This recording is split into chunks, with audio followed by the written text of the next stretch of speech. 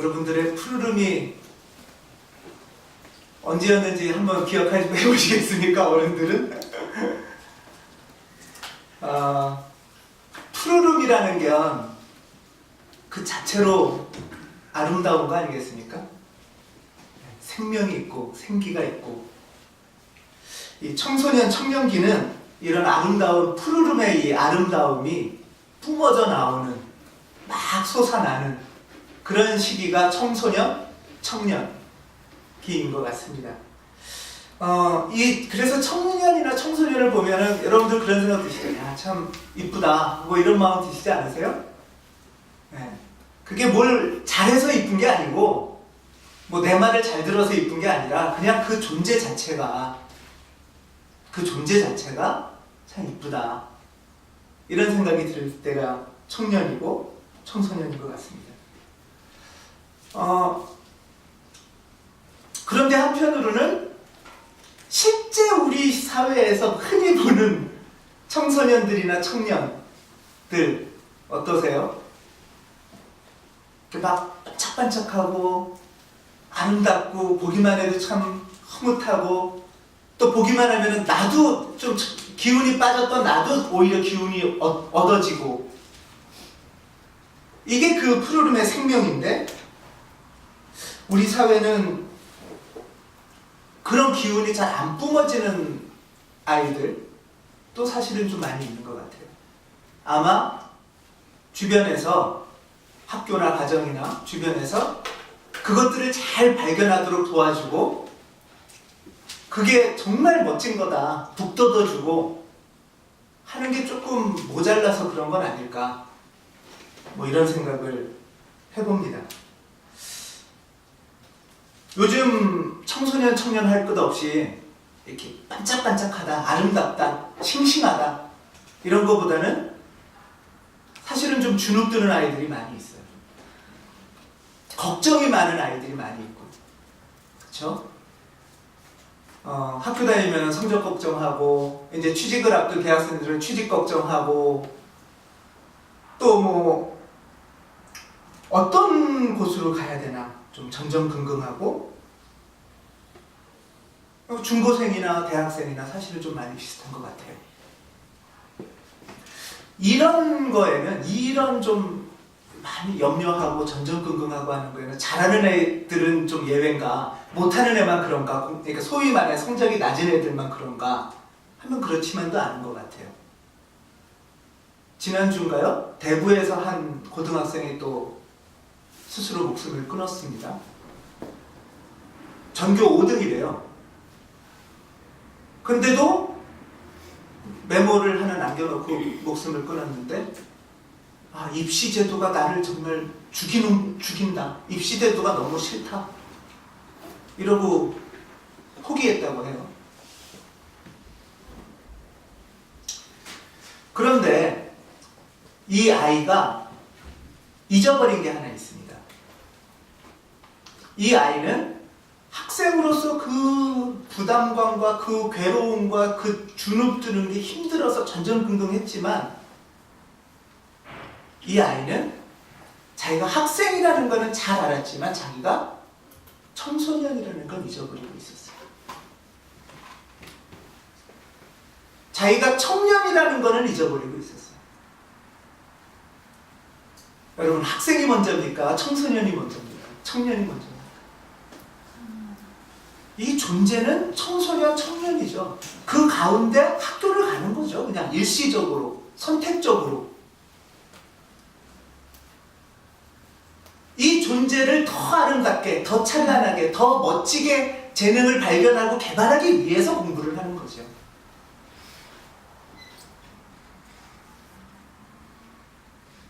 우리나라가 청소년들 사망 원인 1위 다 아시죠? 우리나라 청소년의 사망 원인 1위는 교통사고가 아니랍니다. 어떤 사고가 아니고 질병이 아니고 우리나라 청소년들이 죽는 원인 1위는 자살입니다. OECD 국가에서도 당연히 1위예요.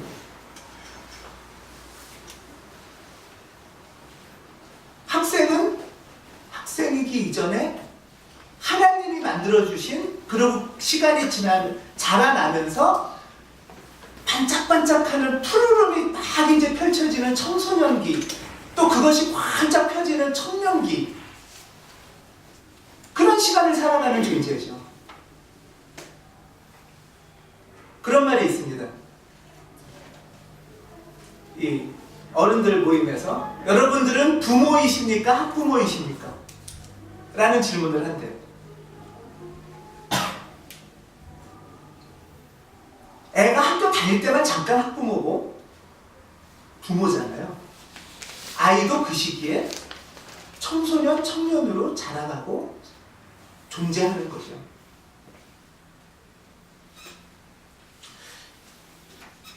우리 주변에 그런데 이런 기운들이 앞뒤가 바뀌고 주객이 전도돼서 이 학생이 청년, 청소년을 억압하고 압도해버리고 맙니다.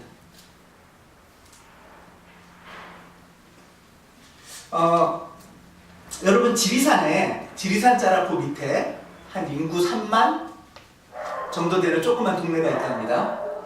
그 시골 동네에 학교가 하나 있어요. 고등학교가. 요즘은 모르겠는데 얼마 전까지만 해도 차로 가려면 학교 주변에서 한두 시간은 포장도 안 된 도로라고 해요. 학교까지 들어가는데. 겨울에는 이 학교에서는 공부보다 그냥 눈 오면은 토끼놀이 한대요. 고등학교가. 학생들이 막 가서 토끼 잡으러 다닌답니다. 좀 웃기는 학교인데요.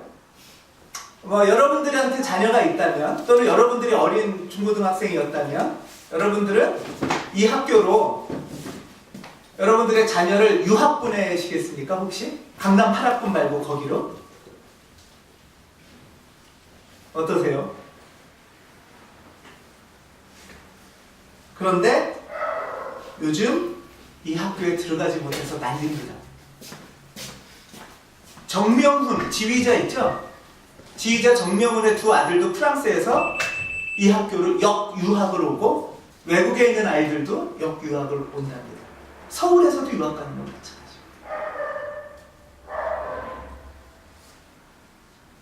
이 학교가 경남 거창군에 있는 거창고등학교입니다. 아주 조그만 시골 학교예요. 근데 이 학교가 왜 세간에 유명해졌냐 하면 정명훈이 아들을 보내고 그래서 유명해진 게 아니고요. 이 학교의 교실 뒷벽에 붙여있는 직업선택 10계명이라는 게 학교 뒤에 써 있답니다. 많이 들어보셨죠? 이 학교의 직업선택 10계명은 굉장히 유명합니다. 그래서 세간에 이 학교가 화제가 되기 시작했어요. 니네들은 학교를 졸업하면 이러이러한 기준으로 직업을 선택해라. 좀 몇 가지를 소개하면, 첫 번째는 10계명 10개가 쭉 있어요. 근데 그 첫 번째는 월급이 적은 쪽을 택해라. 그게 첫 번째입니다. 좀 웃기죠?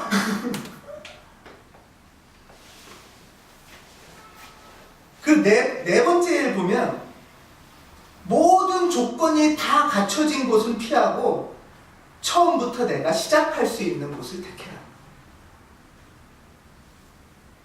다섯 번째는 앞다투어 모여드는 곳에는 가지 말고 아무도 가지 않으려는 곳으로 가라. 그걸 따르게 다시 고쳐서 말한 것 같아요. 여덟 번째는 한 가운데가 아니라 가장자리로 가라. 이게 이 학교가 졸업생들한테 주는 직업선택 10계명이에요. 아홉 번째는 좀 웃깁니다. 아홉 번째 10계명에는 부모나 아내나 약혼자가 결사 반대하는 곳을 가면 틀림없으니 의심치 말고 가라. 이렇게 써 있어요.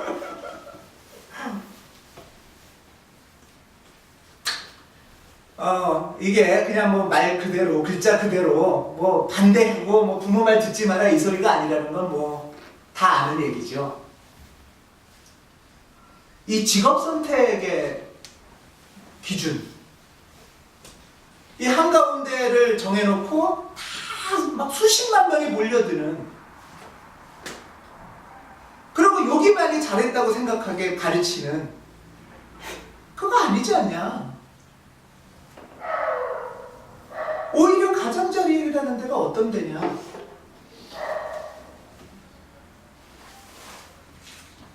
오히려 내가 새로운 세상을 개척해보겠다 하는 용기를 가지라는 거죠. 청소년들이나 청년들이.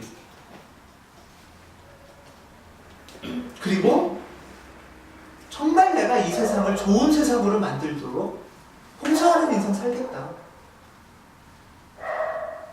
그게 이 학교의 가르치는 거예요. 요즘 대안교육, 대안학교 이런 말들이 많이 회자되고 유행을 합니다. 대안학교나 대안교육은 공부 시간에 대충 토끼 잡으러 다니고 놀자 이런 의미가 아니고요. 정말 아이들 속에 있는 그 푸르름을 어떻게 발견하고 키워줄 수 있을까? 이 찬란한 반짝반짝하는 하나님의 그 영광이 얘네들이 만나야 되는데 어떻게 할 수 있을까? 지금 학교 교육은 오히려 그걸 방해하는 거 아니냐? 하면서 질문하고 다시 생각해보게 하는 게 대안교육의 운동입니다.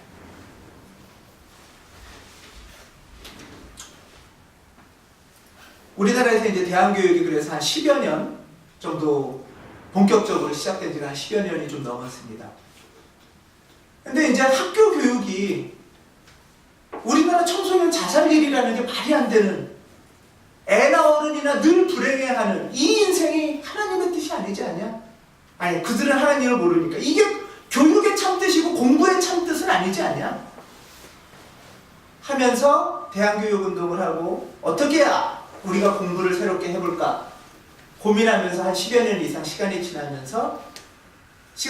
때 그들이 어떻게 하면 좋을까? 좋은 사례나 모델이 어디 있을까? 하면서 외국을 많이 찾았는데 그 중에 우리나라에서 찾은 좋은 공부 학교의 모델이 바로 첫 번째가 이 방금 말한 거창고등학교였습니다. 요즘은 너무나 인기가 좋아버려가지고요.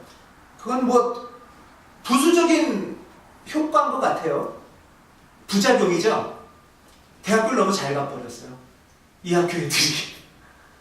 그래서 80몇 프로가 좋은 대학을 갔다고 하는데 그건 일종의 부작용이라고 봅니다. 또 하나의 학교가 풀모고등학교라고 있습니다. 들어보셨죠? 풀모고등학교 여러분들이 어떻게 아시냐 하면은 풀모원. 풀모원 아시죠? 원래 풀모원이 풀모고등학교에서부터 출발한 거예요.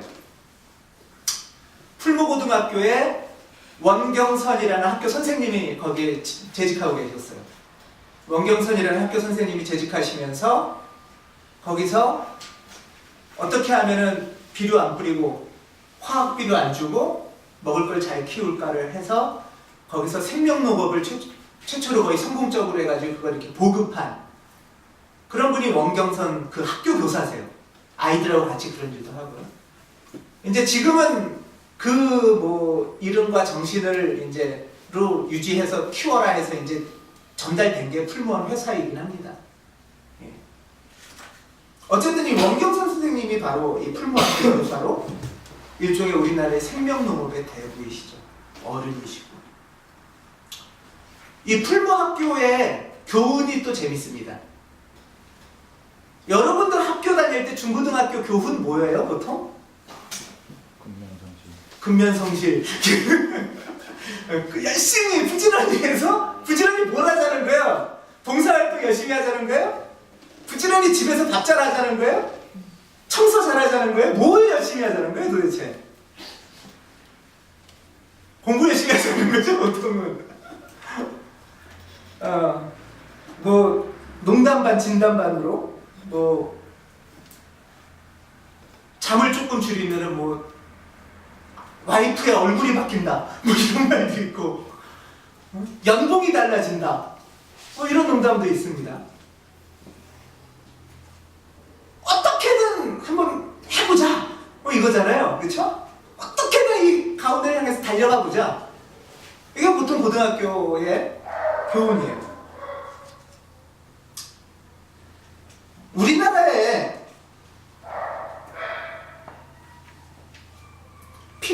직업이 우리나라 이 사회를 건강하게 만드는 데 필요한 직업이 한 몇 개쯤 될 것 같으세요, 여러분?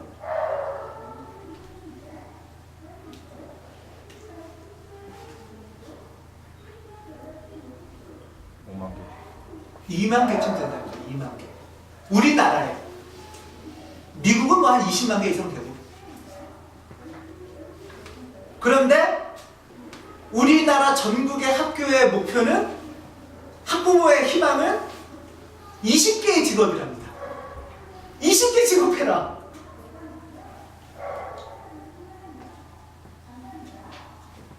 물론 하나님이 주신 재능이고 그 달란트를 열심히 개발해서 그 직업을 할 수도 있어요. 근데 수십만 명의 사람들이, 수백만 명의 사람들이 그 20개의 직업의 달란트가 적절한가? 또 그 사람들이 다 그 직업을 갖고 있으면 이 사회나 가정은 어떻게 될까? 사실은 될 수도 없고 말도 안 되는 걸 학교의 목표로 가르치고 있는 거죠. 될 수 있습니까? 될 수 없잖아요. 그러고 되면 우리나라 망합니다. 큰일 납니다. 풀무학교의 교훈은 뭐냐면요, 더불어 사는 평민을 키우는 게 목표입니다. 그러니까 평민이 되는 게, 평민. 엘리트가 되는 게 아니고 혼자 아주 김연아 같은 사람 되는 거 아니고, 그 학교의 목표는 더불어 사는 평민이 교훈입니다.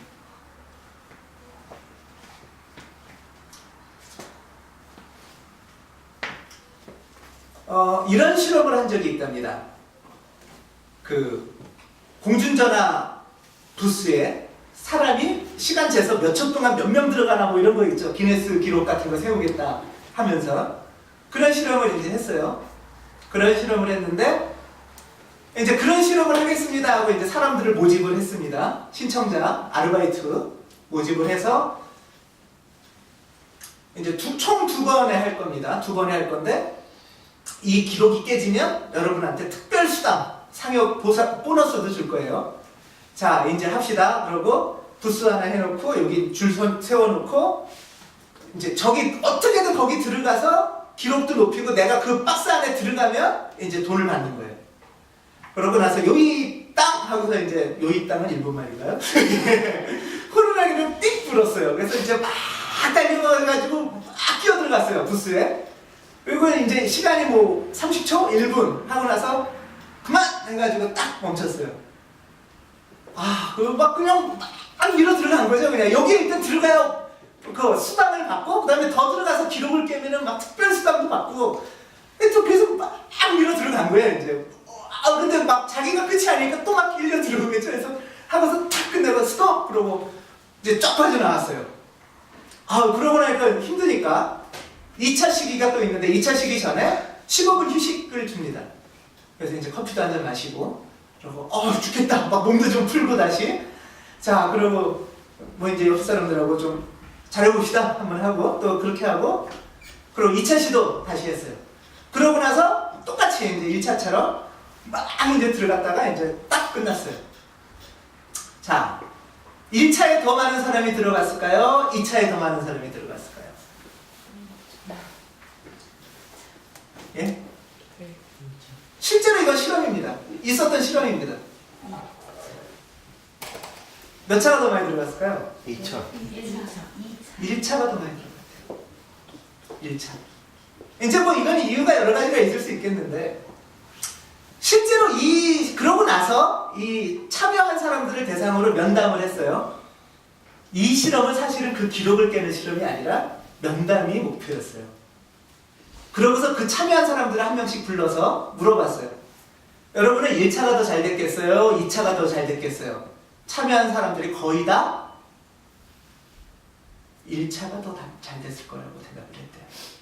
1차가 더 많은 사람이 그 부스에 들어갔을 거라고 얘기를 했대요. 그래서 왜 그러냐, 오히려 2차는 한번 해봤으니까 더 잘 되는 거 아니냐 했더니, 그 사람들이, 거기 참가자들이에요. 참가자들이 처음에는 못 모르고 했는데 잠깐 쉬고 인사하고 났더니 안에 껴있는 사람이 죽을 것 같아서 세게 못 밀겠더라는 거예요. 거기에 막 끼어들어가면은 겉에 사람을 밀어붙이지만 속에 사람은 어떻게 했어요? 죽겠더라는 거예요. 막 팔도 막 삐뚤어지고 막 숨도 못 쉬겠고 막. 처음에는 사람 누구랑 같이 하는지도 모르고 그냥 보너스 준다, 기록 계좌 밀어붙였는데, 처음 보는 사람들에게 그 15분을 커피 마시고 조금 인사했다고 그 사람 아플까봐 그렇게까지 못 밀겠다는 거예요. 이게 이 실험의 사실은 목표였어요. 이게 사람의 본 마음이라는 거예요.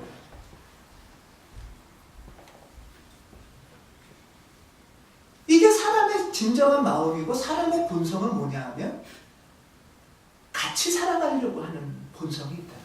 사람한테. 암만 나한테 이익이 돼도 이 사람을 아프지 않게 하고 싶은 마음이 있다는 거예요. 이걸 가르치는 게 더불어 사는 평민이에요.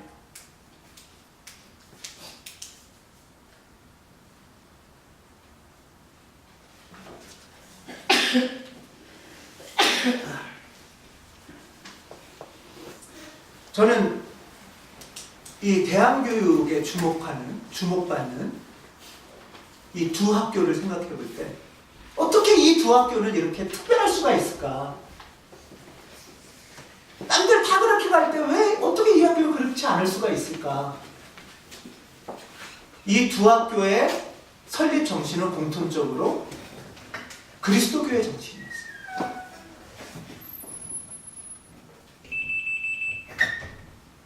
거창고등학교의 교훈은 여호와를 경외하는 것이 지식의 근본. 이게 거창고등학교의 교훈입니다.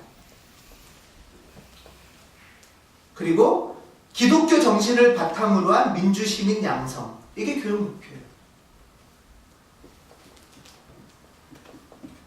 이 학교를, 거창고등학교를 세우신 분이 전영창, 세우신 분은 아니고 이제 초기에 1956년에 전영창 선생이라는 분이 이 학교에 오셨답니다. 이 전영창 선생은 일본과 미국에서 신학을 전공했던 분이에요. 그러고 와서 이 나라를 그리스도의 마음으로 살리려면 어떻게 할 수 있을까 하다가 그 시골 학교, 진짜 3만 명도 안 되는, 옛날에 더 조금이었겠죠. 1950년대에 유학까지 갔다 온 신학자가 거길 가서 학교의 헌신을 40년을 했습니다. 이분은 기도 생활로 아주 유명한 분이에요. 정말 찌그러지는 학교, 황무지 개척하면서 또 어떻게 해야 좋을지 모를 때 기도하면서 그리스도의 마음으로 사람을 키우고 사는 건 뭘까? 물어본 사람이었습니다. 풀모학교도 오산학교라고 아시죠? 풀모학교도 오산학교의 원래 정신을 이어받은 학교입니다. 오산학교는 지난주에 우리 말씀드린 것처럼 잘 아시죠? 민족대표 34명 중에 한 분인 남강 이승훈 장로님이 세우신 학교죠. 오산학교가 사실은 또 되게 중요한데요. 오산학교가 원래 기독교 학교는 아니고, 오산학교의 우리 교회 이름인 가온을 가르쳤던 유영호 선생님이 그 학교 교사로 가면서 오산학교가 기독교 학교가 됩니다. 어쨌든 그 오산학교의 정신, 오산학교 출신의 선생님과 감리교 신학대 출신의 농촌선교하겠다는 두 분이 모여서 만든 학교가 풀모학교예요. 저는 이 두 학교가 그리스도의 정신으로 살아간다는 건 뭘까? 를 잘 보여주고 있다고 생각합니다. 사실은 50년대부터니까 50년대, 60년대, 70년대까지는 사실 아무도 주목 안 했어요. 이까짓 게 무슨 학교야?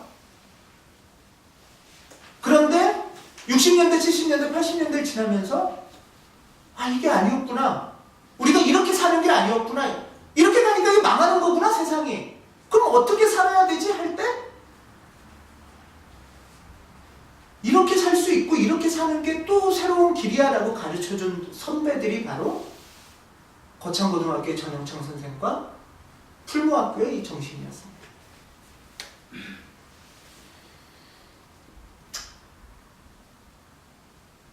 요즘 이 서울이나 전국적으로 뭐 마을 만들기니 뭐니 이런 게 막 요즘 좀 유행을 합니다. 이 모델도 정부 정책이죠, 요즘은. 이 모델도 풀무학교가 출발한 겁니다. 그래서 박원순 시장이니 뭐 전국적으로 다 이런 것들을 하기 시작을 해요. 뭐 신협운동, 생협운동, 마을 만들기, 신문 만들기, 다 이런 것들이 이들로부터 출발된 겁니다.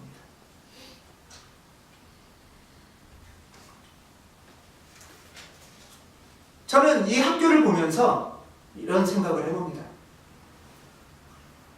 요즘 한국 교회는 어떻습니까?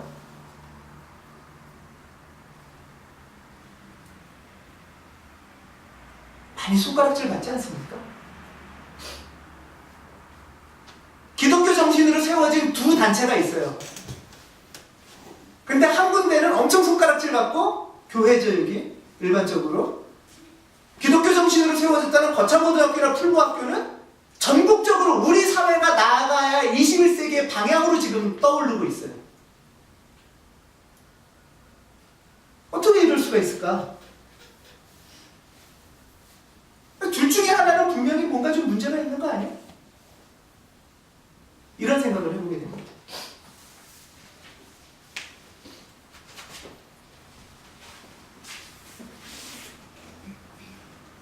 저는 교회를 다니는 것은 내가 한가운데 제일 높은 데 쓸 수 있게 하는 것을 도와주는 데가 아니라고 생각합니다. 우리 교회 오면 가장자리에 있던 사람이 중심에 들어갈 수 있어. 우리 교회에 오면 중심에서도 더 높아질 수 있어.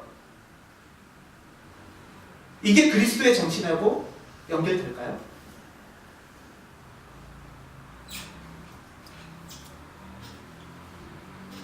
그리스도의 정신은 어떻게 하면 우리가 하나님이 주신 내 본성과 능력을 발견하고 개발하면서 그 반짝반짝하는 그 생동함으로 같이 살아갈 수 있을까, 사람들하고. 그게 그리스도의 정신 아니겠습니까? 세상의 기운에 휩쓸리지 않고, 주눅들거나 눈치 보지 않고,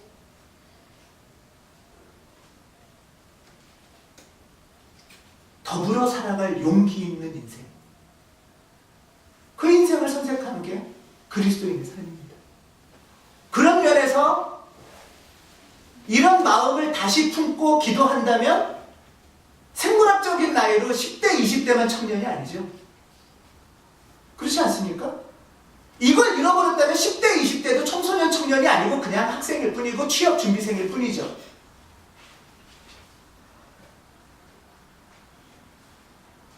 학생이나 취업 준비생이 아니라 청소년이고 청년이는 것. 그 뜻, 그 푸르른 그리스도의 마음을 갖고 있다면 40대든 50대든 60대든도 푸른 그리스도의 청년 아니겠습니까?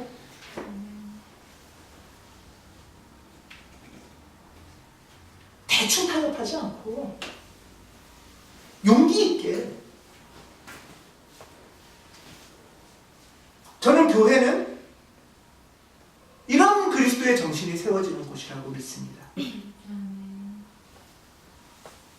이렇게 사람들을 살려내고 이렇게 사람들을 키워내는 것이 교회여야 된다고 믿습니다.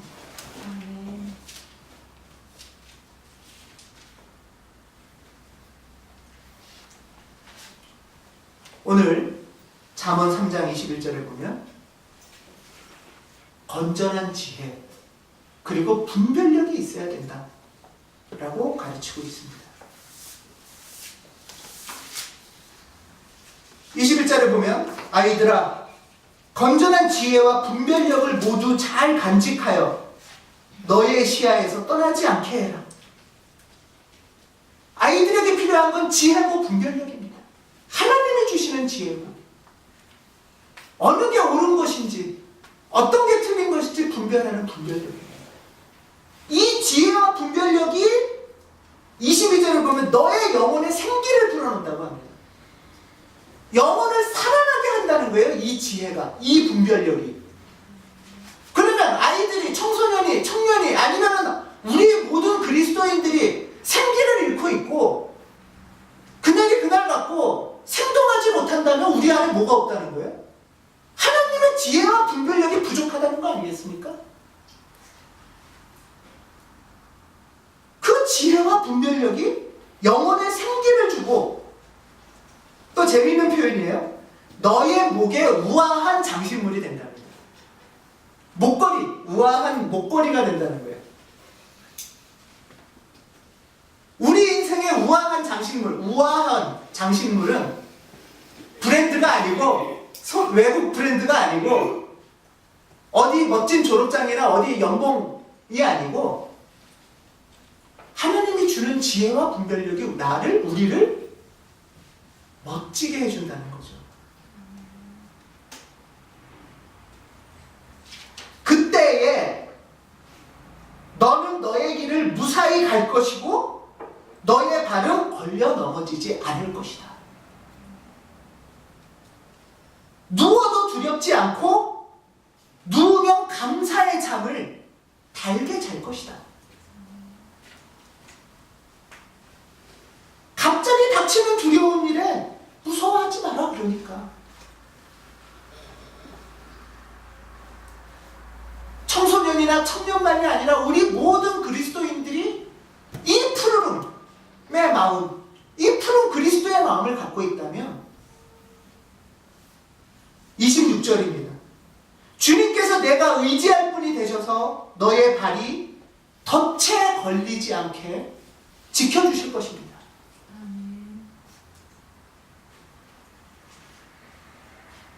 지혜와 분별력으로 세상이 가라는 대로 가는 것보다 푸르름의 생명으로, 그리스도의 영으로 다시 서는 우리 아이들, 청년들, 또 50대, 60대의 우리 교우들, 푸른 영이 가득하셔서 생기 있으시길 주님의 이름으로 축원합니다.